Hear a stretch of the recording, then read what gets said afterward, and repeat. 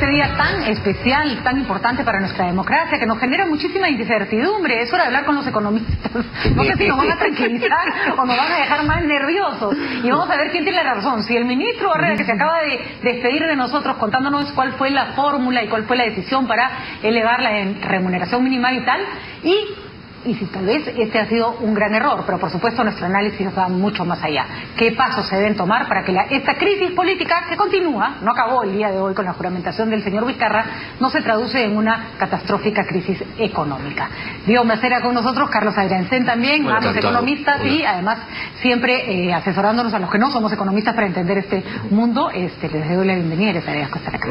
Bueno, hemos escuchado al ministro Barrera explicando que se tomó esta decisión.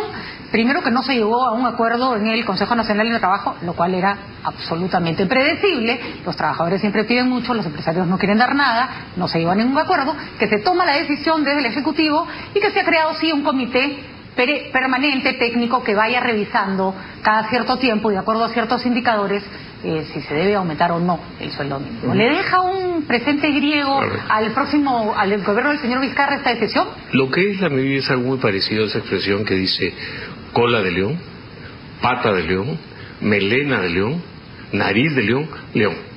Lo que tenemos acá es un presidente en jaque continuo, buscando medidas muy populares y solo al último minuto sacando la extradición o aprobando la extradición de su amigo. Y en último momento eleva el salario mínimo, medida que es probadamente popular.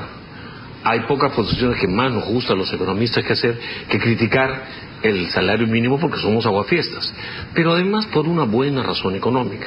Cuando uno eleva el costo de la formalidad para la gente más pobre, para la gente con menor productividad, tal vez beneficia a unos cuantos que tengan salario mínimo, pero daña a cientos de miles que son invisibles. 400.000 se calculan que ganan sueldo mínimo en el Perú, y se calcula que el costo de la planilla puede elevarse al año un 9%.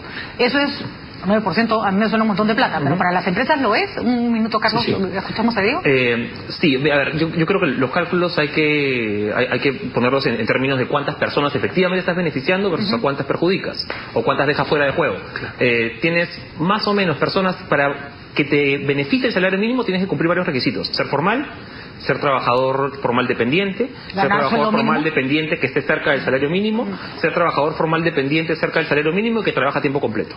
Entonces, ¿cuántos peruanos cumplen más o menos esos requisitos? No más del 4 o 5%. De acuerdo. Entonces estás haciendo una política que sí puede beneficiar al 4 o 5% que se le sube el ingreso y los que no pierdan su trabajo, porque hay algunos que van a perder su trabajo a partir de esto. Decía el ministro Barrera que eso también beneficia a los informales, porque en función del sueldo mínimo es una referencia para ver cuánto le pagan, que no va a ser el sueldo mínimo, pero digamos es soles más. Hay un sistema de efecto faro en economía. Hay diferentes investigaciones al respecto que se han hecho en función a incrementos de sueldo mínimo anteriores. Algunas encuentran que hay efectos sobre las personas que ganan hasta 2 sueldos mínimos, ¿ya? O sea, ahorita pues hasta 1.800 soles, digamos. Otras encuentran que no hay ningún efecto. O sea, dependiendo de la investigación que mires. Pero creo lo más importante para hablar del salario mínimo es ya, ¿a cuántos perjudicamos versus a cuántos beneficiamos? Estamos beneficiando a una parte relativamente chica y dejando mucho más fuera de la formalidad al 70% que hoy está informal. Entonces, ¿qué cosa exactamente estás ganando? ¿Cuál es el análisis costo-beneficio? Creo que eso es algo que queda muy pendiente cuando se hacen estas revisiones en el Consejo Nacional del Trabajo. Y solamente para terminar, el Consejo Nacional del Trabajo, que dicho sea de paso, tiene participación de los microempresarios, pero no tiene voto. Ajá. Lo cual es un absurdo en la medida en que son los que generan mayor fuerza laboral en el país. 70 y pico % de empleados, de trabajadores trabajan en empresas de menos de 5 trabajadores. Por más precario que sea ese empleo, es el que predomina, ¿no? Ese es el que predomina, ya. Pero los que tienen participación fuerte son los sindicatos, ¿no? El CGTP, CUT, qué sé yo, y los empleadores grandes, ¿no? Los que están a través de la CONFIEP, a través de la Sociedad de Industria, a través de una mano laboral extensa. Ellos en realidad, ¿no? Medio que se les daría igual, con muy pocas excepciones. Las empresas grandes ya pagan por encima del salario mínimo, para ellos no es un tema, ¿ya? No todas, pero muchas de ellas. Para los que es un tema es para los chicos, ¿no? Entonces, ahí es donde está sí, Carlos, por favor. En el Perú tenemos amnesia selectiva. Las empresas pequeñas, independientes, operan fundamentalmente en el sector más importante de la economía, que no es minería, que no es la industria, que es servicios. Y a ese sector lo golpeamos con una regulación en la que el ministro se equivoca en algo fundamental. qué lindo fuera que el Ministerio de Trabajo, la Comisión Nacional de Trabajo, tuviera la capacidad de subir el salario. Porque si pudiese, debería subirlo a unos 22.000 soles para que tengan una vida adecuada a todos. Pero uso el exceso para mostrar que no se le paga a nadie más allá de su productividad. Los mismos estimados del Ministerio de Trabajo muestran históricamente una correlación directa entre lo que se paga a un trabajador, el costo del puesto y su productividad. Y esta no ha cambiado. De acuerdo. La medida, sin embargo, es tremendamente popular. O sea, ahora, es el punto. Eso es lo que me llama la atención y me gustaría cerrar este punto porque tengo cantidad de cosas que preguntarles. ¿Es popular? Sí, pero tendría que ser popular para alguien que se queda, que necesita apoyo. PPK prácticamente firmó el aumento del sueldo mínimo y se fue, ¿no? ¿Cuál es el sentido de eso? Es incomprensible. Antes, el argumento es, pero yo lo estuve buscando, es que antes estás buscando popularidad, y al irte, una pataleta, firmo el salario. Por fregar, o sea, en otra palabra, los italianos. La parte política ahí sí, después de mí, no le entiendo. Nos perdimos, de acuerdo.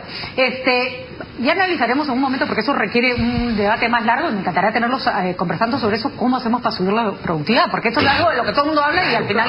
Todo el mundo está de acuerdo en que 930 soles, 850 es absolutamente insuficiente para mantener una familia. Eso nadie lo discute. Entonces, por ahí no va a haber problema. El problema va de que la productividad del trabajador peruano es muy baja muchas veces para mantener adecuadamente una familia. Ese es el problema. ¿Cómo hago para que mi trabajo me haga ganar lo suficiente para cubrir mis necesidades? Sí, nadie está diciendo que 930 es suficiente. Y un detalle, es como tomar un analgésico y dejar que la enfermedad siga. Claro, hay que tomar analgésico para un cáncer. Estoy totalmente de acuerdo contigo. Hagamos esfuerzos consistentes, agresivos por elevar productividades, no de las empresas, sino de del los trabajador. Y además y que eso se traduzca en hay que hacer esto. Porque siempre escuchamos la medida.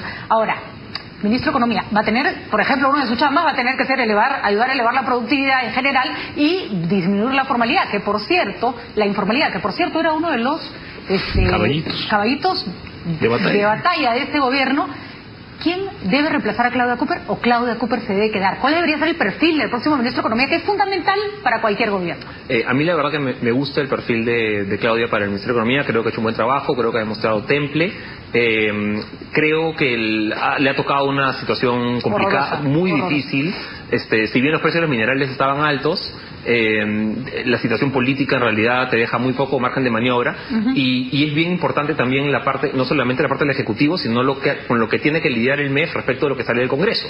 De acuerdo. ¿No? Porque el Congreso... De lo que ya hablaremos, que viene en cada petardo, se habla de que tiene que tener el ministro una visión de la macroeconomía muy clara. ¿Claudia Cooper la tiene? Yo, a tu pregunta, me quedo con la pregunta original. Es el nuevo presidente el que tiene que armar un equipo. De acuerdo. No se puede parchar trayendo de un equipo. Si uno saca basquetbolistas con boxeadores y futbolistas, no hace un buen equipo. Tienen que ser futbolistas, tienen que ser integrados. Y empecemos por respetar instituciones. El presidente del Consejo de Ministros debe armar su equipo. De acuerdo, si pero existiría la probabilidad de que se queden algunos. ¿Claudia Cooper debería ser uno de ellos? Es una profesional muy solvente. Yo le crepo mucho con lo que ha hecho, pero es una persona solvente. Tal vez le falta, es un personaje tan importante que de pronto no le convendría a Vizcarra mantenerlo, porque tiene que dar una imagen fresca y en eso estoy de acuerdo con Carlos. Eso es verdad. Pero si se requiriera un perfil más político, de un economista que tenga un perfil político, ¿existe en el Perú? El último que recuerdo con mucha claridad y que me pareció un trompe era Silva Ruete. Sí. ¿No? Ese era completo, digamos, sí. pero... Hay personas que están de repente más cercanas incluso a la oposición. Se me ocurre, por decir algo, el Mercuba. De acuerdo. ¿No? Podría ser, pero es una opción si quieres hacer un gabinete... rondando, digamos. Sí, como y que sería parte, digamos, un gabinete de ancha base, ¿no? Esa es una opción interesante. Por ahí hay un par de nombres más. O sea, creo que no nos faltan profesionales competentes. Jóvenes. Ya no es una joven promesa, es una joven realidad. De acuerdo. Pero dejemos al presidente y a su premier, sí, estoy de acuerdo, ministro, que absolutamente forma un equipo. Tiene que enfrentar un problema serio: recaudación y déficit. ¿No? Ya se ha señalado que como va la recaudación no vamos a poder mantener el gasto fiscal. Es decir, estamos gastando más plata de la que podemos cobrar en impuestos. Dicho sea de paso, nada más da más flojera que tener que pagar impuestos en coyunturas como esta. Pero hay que hacerlo. ¿Cuántos pagamos impuestos, Diego? Me decías antes de Uno de cada 11 trabajadores. Renta. O sea que acá somos 3 de 33, Renta. ¿no? Que pagan sus impuestos. Es que en el ¿no? Perú hay buenos peruanos y malos peruanos. O gente que puede y gente que no puede también. También. ¿No? Pero incluso entre los que pueden hay buenos peruanos que no pagan impuestos y malos peruanos a los que no sacan el ancho. Por ejemplo, la presión tributaria en Lima, alguna vez que la medí para el año 2010, antes de Tumala, para Lima era 26%, considerando todos los impuestos. Es un ejercicio que pero me pidió que hiciera, ¿no? Para Lima, 24%, ¿no? considerando la informalidad tributaria, pagaba más que los suizos en impuesto a la renta, en Lima. Porque la informalidad, digamos, redondeando es 50-50. Si el promedio es 24, el valor sobre lo formal es de 50% solo de renta. Increíble. Agrégale los dos impuestos. El IPE acuñó una muy buena frase: impuestos europeos, servicios africanos. Increíble. Ahora, ¿cómo hacemos? Porque las medidas de Torne, que han sido tan criticadas, no solo digamos, sacaron plata que se tenía que poner en circulación, sino que también tomó medidas que han afectado la recaudación fiscal. Y no las logra resolver Claudia Cooper. ¿Y qué cosa tiene que hacer el próximo ministro de Economía? Porque si eso se tiene que arreglar, implica tomar medidas que no son populares. Nada popular. A nada, subir impuestos no le gusta a nadie. Y ahí hay un tema de ordenamiento de fiscal de microempresas que es urgente. De acuerdo. ¿Ya? Tienes este desbarajuste del RUS, del RER, estos propensión para el enanismo de empresas, ¿no? Para romperse, y tienes, claro, un montón de empresas que se quedan justo en el límite antes de cruzar la valla de ventas para no pasar al siguiente tramo. Entonces, no hay claro, ningún incentivo para pasar, además, aprovechas no hay este tipo nada, de ¿no? cuestiones, pero hay un palo. Creo que todo el mundo está de acuerdo en que eso es un problema. El problema es el tema es cómo lo resuelves. ¿Ya? Y aquí, en realidad, las alternativas no son muy bonitas. Muchas tienen que pasar por el Congreso, y tienes a 1 millón y pico de empresas en esto. Entonces, no puedes de la noche a la mañana, no puedes una varita mágica y ya sabes que esto es ilegal. No, tienes que darles una salida ordenada, tienes que darle un proceso, y esto no es fácil y va a requerir el consenso político. Una de las tantas cosas para las cuales ojalá en este nuevo gobierno tengas un poquito más de poder del Ejecutivo para poner... ¿Cómo logramos consenso político en un Congreso que vota en la Comisión de Trabajo por unanimidad pasar a todo el CAS a planilla? Nadie dice que no deba ser la medida que se toma, pero 2.000 millones de soles más de carga al gasto corriente no parece una buena idea. Arriesgándome a ser optimista, yo los veo muy asustaditos. ¿Qué quiere decir? Que cualquier accidente que tengan con el señor nuevo presidente, va a estar en juego su propio puesto. Estos chicos esa es la mejor fórmula no les gusta perder su puesto y van a querer conciliar, van a ser más empáticos. Se han desgastado mucho en esta pelea donde no solo el Congreso ha tenido la culpa, el Ejecutivo de PPK fue torpe con mayúsculas, subrayado, porque era cuestión de ejercer liderazgo. En el Perú se dice no hay viabilidad cuando el legislativo, el Ejecutivo no tiene mayoría. Mentiras. Un líder maneja perfectamente a estos gallitos. Además es rarísimo lo que se decía en el Congreso, porque es como que después de este gobierno no fuera a haber ninguno más. Yo digo, ¿son conscientes los congresistas de lo que se están heredando a futuro? Están en el Congreso fuerzas políticas que pretenden dirigir el país. ¿Cómo lo vas a hacer con un gasto que no puedes manejar? Mamani no tiene idea para empezar. Y como él hay un montón. Pero también hay un montón que tienen que la tienen clara, ¿no? Y ese es el reto del nuevo presidente. El nuevo presidente tiene que hablar claro, tiene que ejercer liderazgo, buscar menos el conflicto y hacerle la vida difícil a lo que se oponga a cualquier cosa sesuda. Porque todos los ciudadanos tenemos la obligación de apoyar el cauce constitucional. A mí me hubiera encantado que PPK hubiera sido un gobierno impecable. Y que hubiera terminado, ¿no? Nos hubiera encantado a todos. Y la gente lo percibía, o lo percibe incluso como un régimen liberal, y es merca socialista en términos de políticas económicas. Y hizo lo mismo que Humala. Pero más allá de esas cuestiones, sí me hubiera gustado de que nunca hubiera existido Greenfield, que todo hubiera funcionado bien y que ahorita estuviéramos creciendo 6 o 7, que es lo que hubiera podido hacer si se hubieran apretado el acelerador y puesto a la opinión pública las acciones urgentes que hay que hacer. En ese sentido, uno de los reclamos, Diego, enormes de la población y que también tiene que ver con economía es la transparencia. Después de todo este rollo de Odebrecht, ¿Qué hacemos con Proinversión? ¿Se puede fortalecer? ¿No? ¿Está muy fortalecido después de todo este laberinto? No, y no ha sacado muchos proyectos, tiene ahí pues hidrovías amazónicas, por ahí un par más, o Muchiquillay, qué sé yo, pero lo que pasa también lo descabezaron, ¿no? O sea, Álvaro Quijandría salió hace unos meses, no sé ahorita quién está. Ya que no sepamos, ya era, ¿no? Que no sepamos, ya era, ¿no? Alguna vez, maestra Vender, he escuchado a un funcionario público de esta administración saliente decir: a todos los que dicen no, los despido. Sí. Lo que debe hacer un ministro de Economía es mantener a los que dicen no. Por supuesto. Y los presidentes, si quieren buenos asesores, que escuchen a los que les dan la contra y no le dan el amén. El déficit fiscal, ¿cómo se reduce? ¿Estamos en más del 3%? Sí, va a cerrar el año en 3.2, 3.3. ¿Es una cifra preocupante?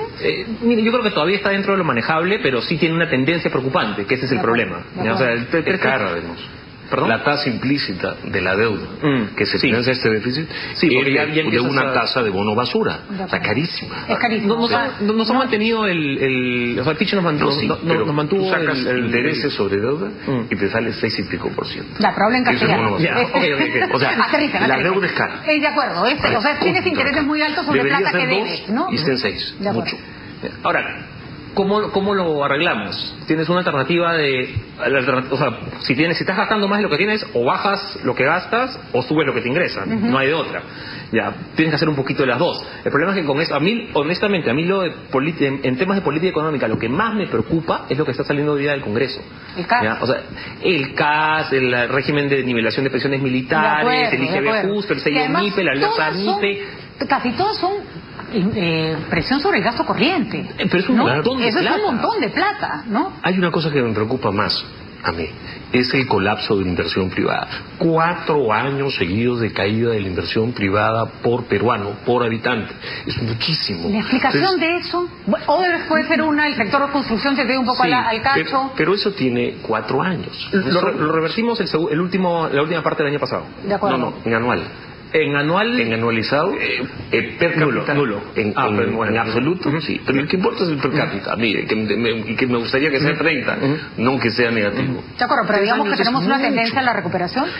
El tercer trimestre del año pasado fue bueno. El cuarto, mediocrón, digamos, y ahora está ahí nomás, parece que todavía no hay datos suficiente. Este tipo de eventos políticos, a ver, corríjame, desde el punto de vista de los economistas, tiene 2 posibilidades.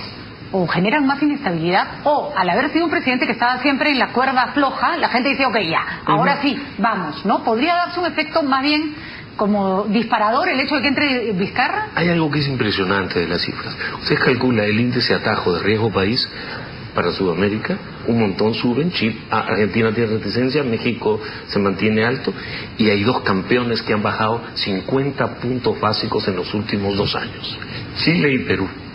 A pesar de todo, el índice atajo de riesgo país se ha derrumbado. Es impresionante. Te digo, estos chicos deben creer que no somos Suiza. O sea, esto no nos está dañando justamente porque la gente espera lo que está pasando en Perú como normal en esta país.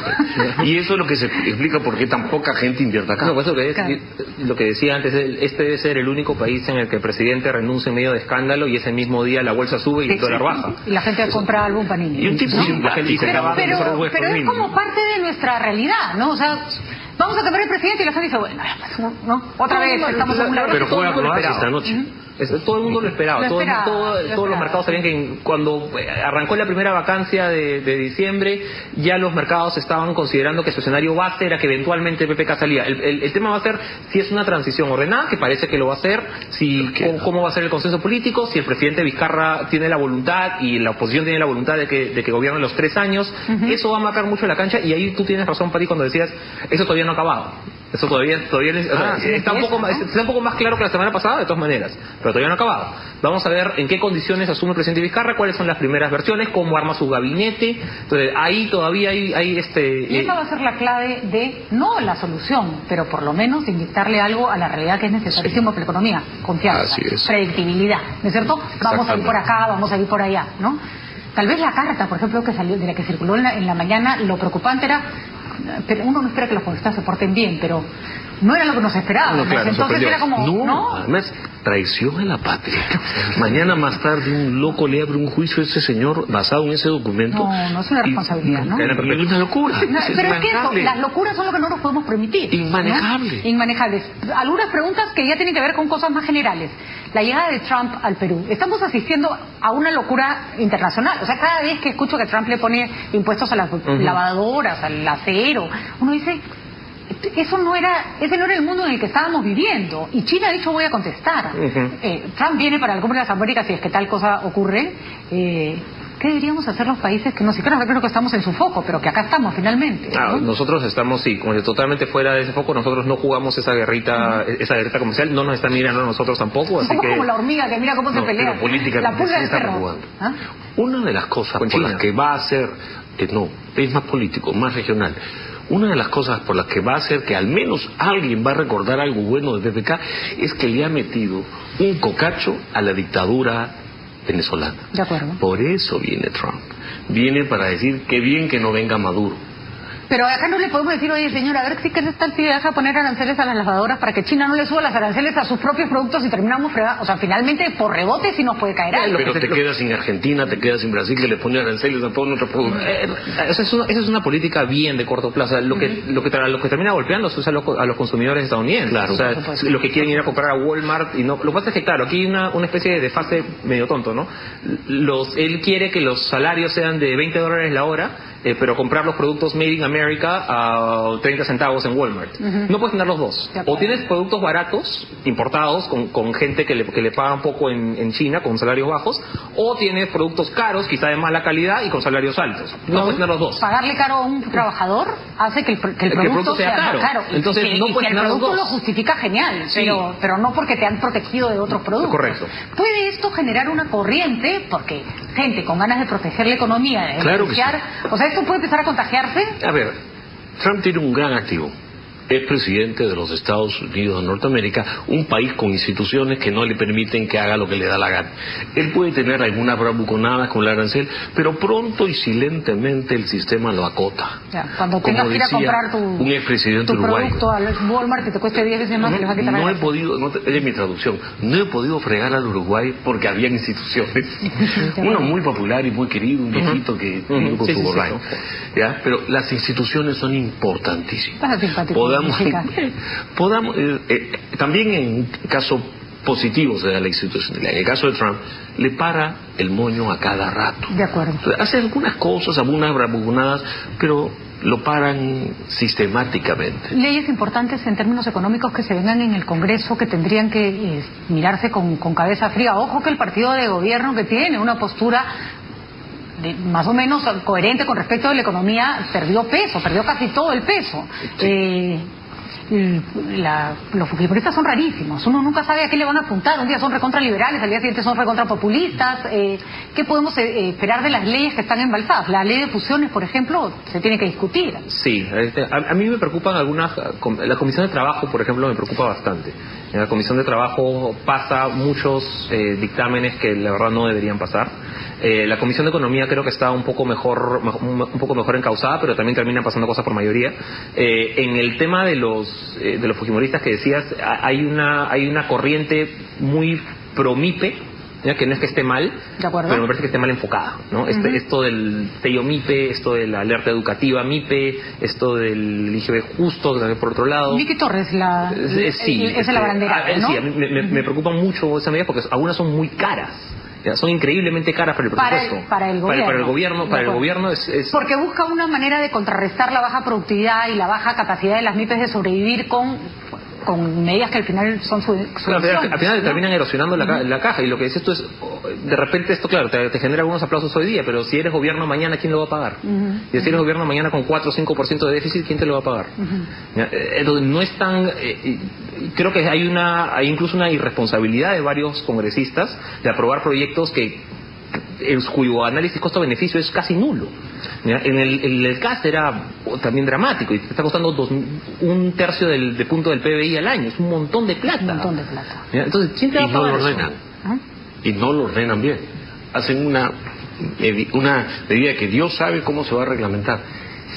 has dicho varios congresistas, yo tendría que decir decenas de congresistas. Y el problema es que a veces nos sorprendemos de lo bien que califican al país en términos de riesgo las agencias. Es que cualquiera que mide cifras macro descubriría, mire, esta economía tiene un colchoncito, tiene 43.000 millones de dólares en las AFPs, y hay diversas iniciativas en el Congreso para poco más o menos descalzarlo, propiciando un desajuste macroeconómico que le puede fregar la vida no al señor Vizcarra y su gobierno, sino en los próximos 6 o 8 años, porque es un colchón que permite que ahí caiga poquito la inversión a pesar de todos los errores. Ya, pero el colchón también se desinfla, ¿no? O sea, no le andas haciendo hueco, los fondos, ¿no?, previsionales desaparecen. Claro. Sí, lo de los previsionales. Hay muchos proyectos que están dando la vuelta que son muy negativos para el sistema previsional. Y sin embargo hay otros que no se toman en cuenta que son fundamentales. Por ejemplo, cómo hacen las AFPs para cobrar todo el dinero que le debe el Estado, que le deben los gobiernos regionales. Que sea apropiado el Estado. Así es, y que además le contestan, perdón, no tengo plata, no te puedo pagar.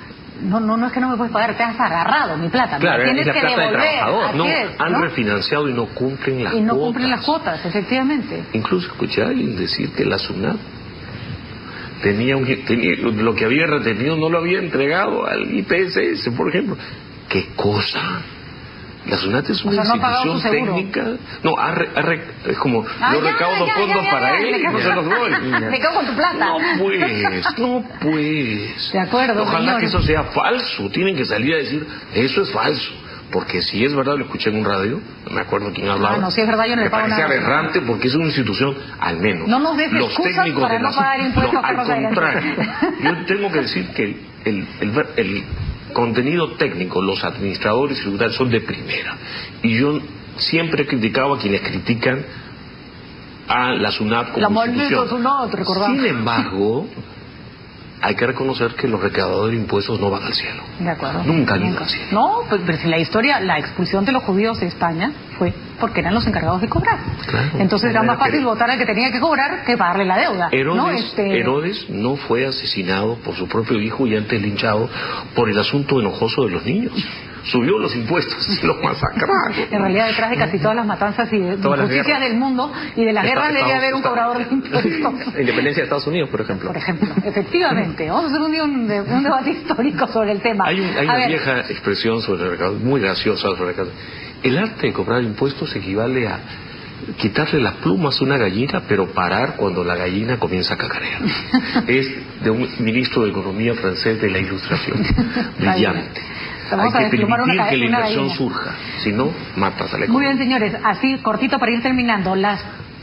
Si ustedes tuvieran que recomendar 3 primeras medidas que tiene que tomar el nuevo ministro de Economía. Tienes que tener un mucho mejor impulso de inversión privada. Hay muchos proyectos que están parados de manera absolutamente innecesaria, y si bien el Ministerio de Economía no es el único actor, es un actor fundamental. Para que esto avance. Tienes que encontrar una manera de equilibrar los proyectitos que te van saliendo del Congreso. Tienes que tener un recontrafiltro ahí, mucho más fuerte en lo que te va pasando. Claro, no depende solamente del ministerio, pero algo tienes que hacer, no te la pueden pasar así nomás. Yo creo con esas dos, creo. Bueno, es que la segunda es particularmente compleja. El próximo ministro o la ministra, si se queda, tiene unos lindos chequecitos enormes por miles de millones de soles esperando por ser firmados para proyectos un poquito truchos. Hay otras prioridades en este país respecto a eso. Hacer una lista de prioridades sobre en qué gasto y cómo. Y un ministro que ya no puede ser, hoy soy ministro de Economía ya no como los de antes, hoy no. Tiene que ser un ministro de Economía fuerte y capaz de salirle a explicar a la gente, esta es la situación que heredé de PPK y estas son las perspectivas. Ya en los años en que teníamos una presión tributaria de 23% del PBI bien medida, incluyendo todos los ingresos corrientes del gobierno general, lo son. Estamos en 19, hay muchísimo menos recaudación y hay que ser prioritario. No hay para todo. Y eso sería fundamental. Que ordene el lado fiscal, le daría aire a los privados en términos de inversión. Ahí a mí, incluso más que el Ministerio de Economía, a mí me gustaría un presidente Vizcarra que saliera a decir, mira, yo tengo 3 prioridades en mi gobierno, voy a hacer 3 cosas grandes, ¿no? Voy a hacer agua, salud y educación, o voy a hacer trabajo, seguridad y ya, pero estas van a ser mis reformas, estas van a ser mis líneas claras, y a partir de eso trabajar alguna reforma estructural, que no es lo que no hemos tenido básicamente ninguna en el gobierno pasado. De acuerdo, vamos a ver, tremendos retos. Sin embargo, recordemos que es verdad que Moquegua es facilazo, porque es chiquito, tiene un montón de vejez, es como ser alcalde de ella, más o menos. A mí me encanta ¿no? Moquegua. Es fascinante, pero Vizcarra, si algo supo hacer fue impulsar la inversión, Priorizar. ¿no?